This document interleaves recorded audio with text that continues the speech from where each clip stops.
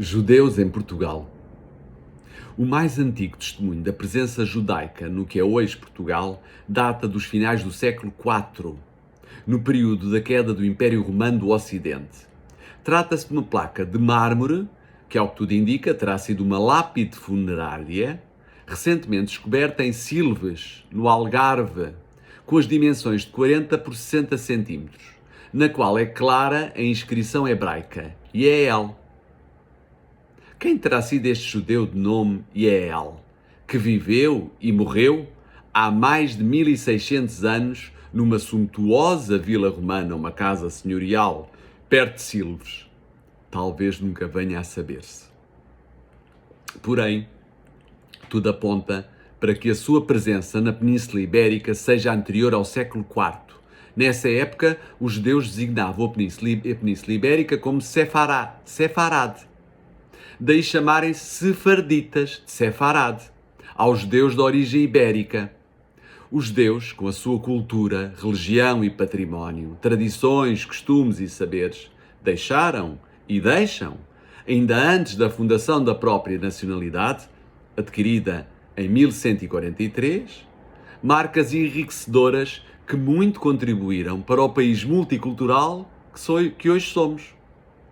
Ainda que o povo dominante, os cristãos, nem sempre tenha tratado esta minoria étnica ou religiosa com o devido respeito, em igualdade de oportunidades e tratamento, pese embora a verdade seja dita, sem o histórico de perseguições e de massacres que ocorreram noutros pontos do mundo, discriminados, perseguidos, proscritos de todo o lado, presos, massacrados, bodes expiatórios dos males do mundo por várias razões.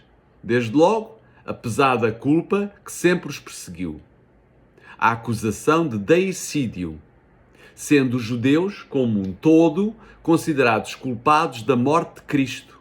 Morto, afinal, em teoria pelos judeus, mas na prática pelos romanos, por Pôncio Pilatos e os seus soldados. Depois, por serem uma minoria étnica, e pela desconfiança causada pelos seus hábitos e costumes e pela sua religião, claro está, o judaísmo, agravado pelo surgimento da Inquisição que os perseguiu ferozmente, em 1536, Inquisição Portuguesa. Mas também por terem criado, ao longo dos anos, muitos anticorpos junto dos cristãos, em virtude dos ofícios e ocupações pela qual obtinham os seus meios de subsistência e de enriquecimento. É que, embora os judeus desempenhassem todo tipo de profissões, ourives, tintureiros, alfaiates, talhantes, sapateiros, destacando-se sobretudo como pequenos artesãos e pequenos vendedores, muitos especializaram-se no ofício de emprestar dinheiro a juros, atividade que estava proibida aos cristãos, tornando-se presa fácil da acusação de usurário por parte dos cristãos devedores. Outros investiram nas rendas, tornando-se rendeiros de casas e terrenos. Outros ainda, uma minoria de judeus ricos, dedicavam-se ao comércio, por grosso, de mercadorias de luxo. Alguns dedicavam-se ao papel de prestamistas ou de cobradores de impostos, contratados pelo reino, e muito mal vistos, claro. Profissões que não eram propriamente amadas pela população. Cultos, os judeus, dedicavam-se também à medicina. Em finais do século XV, mais de 75% dos físicos e cirurgiões eram seguidores da lei de Moisés, judeus. Alguns frequentaram a universidade, vingando nas artes e nas ciências. Uma minoria, pela sua sabedoria e cultura, pela sua riqueza, privavam com o poder e exerciam influência neste, nomeadamente junto dos soberanos, dos reis. Por tudo isto, os judeus pagaram um preço elevadíssimo.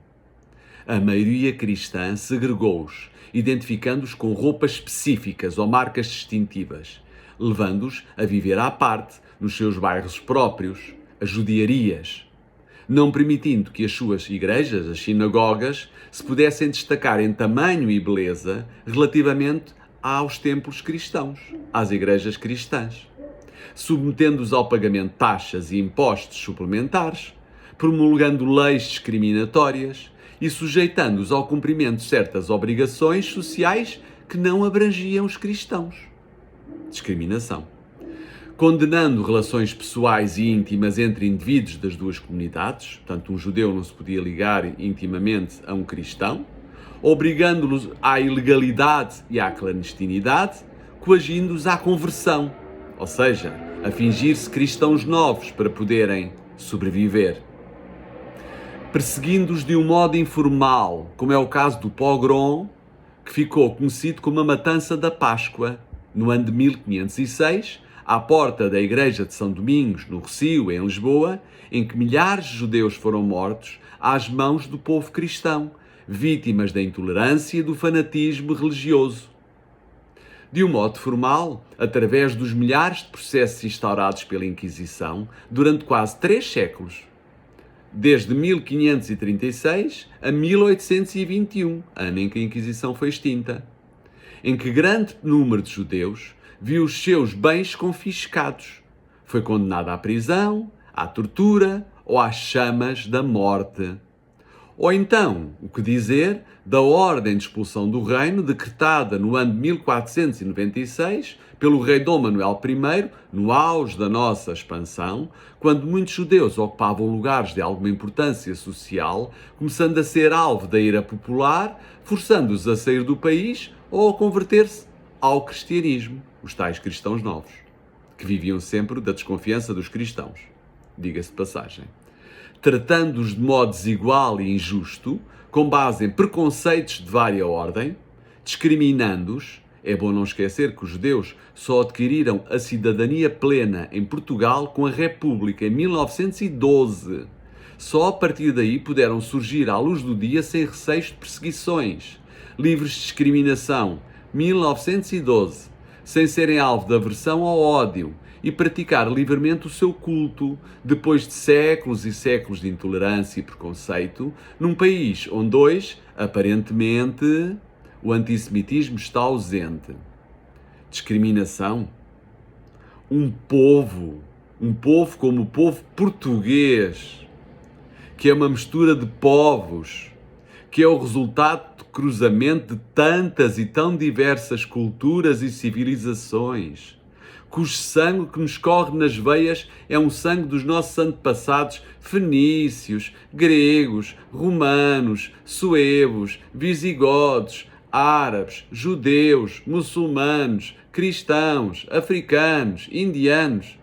Como é que um povo que lhe corre este sangue de todo o mundo nas veias se pode dar a tamanha estupidez de discriminar alguém?